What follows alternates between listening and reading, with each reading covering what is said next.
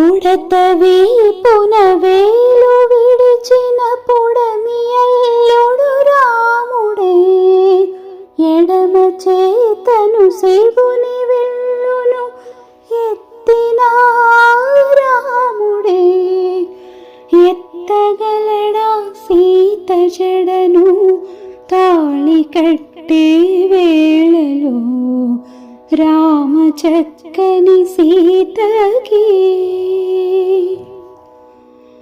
ఎర్ర జాబిలి చేగిల్లి రాముడేడని అడుగుతుంటే చూడలేదని పెదవి చెప్పి, చెప్పలేమని కనులు చెప్పి నల్ల పూసైనాడు దేవుడు నల్లని రఘురాముడు, రామ చక్కని సీతకి.